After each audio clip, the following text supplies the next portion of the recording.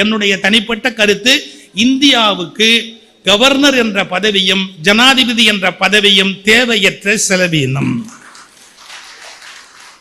இந்திய அமைப்புக்கு கவர்னர் என்ற பதவியும் ஜனாதிபதி என்ற பதவியும் பல ஆயிரம் கோடி மக்கள் வரி பணத்தை வீணாக்குகிற ஒரு முறையற்ற செயல்.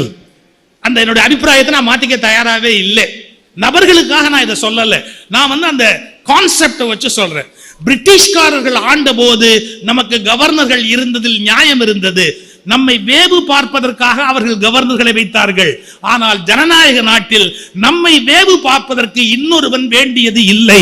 நாம் சுதந்திர மனிதர்கள். இன்னும் கவர்னர் என்ற பதவி நீடிப்பது என்பதே நம்முடைய அவமானத்தின் அடையாளம். ஒரே வார்த்தை, அந்த பதவி நீடிப்பது அவமானத்தின் அடையாளம். நான் தனி மனிதர்களை விமர்சிக்கவில்லை. அந்த பதவியே பெரும் சுமை, தேவையற்ற ஒன்று. நம்முடைய ஜனாதிபதி பொறுத்தா ஒரு பிளேன் எவ்வளவு பாதுகாப்பு தெரியுங்களா? 200 கோடி 300 கோடி சபரிமலைக்கு வந்து சாமி கும்பிட்டாங்கன்னு வச்சுங்க, எத்தனை கோடி செலவு பண்ண தெரியுமா? நீங்களும் நான் அப்படி செலவு பண்ண முடியுமா? 100 கோடி ரூபாய் செலவு இல்லாம ஜனாதிபதி சாமி கும்பிட முடியாது தெரியுமா உங்களுக்கு? அப்படி சாமி கும்பிட வேண்டியிருக்கா? நான் கேட்கிறேன், 100 கோடி ரூபாய் செலவு பண்ணி ஒரு ஒத்த ஆள் போய் சாமி கும்பிட வேண்டியிருக்கா? யாரு வரி பணம், யாருடைய பணம், யாரு கேட்கறது இல்ல. அதே நேரத்தில் நான் சொல்றேன், தேர்ந்தெடுக்கப்பட்ட பிரதமருக்கு நான் அதை சொல்லல.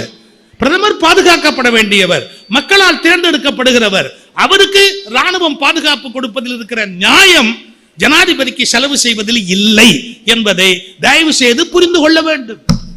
நம்ம எல்லாத்துக்கும் ஒரே அர்த்தம் பண்ணிக்க கூடாது.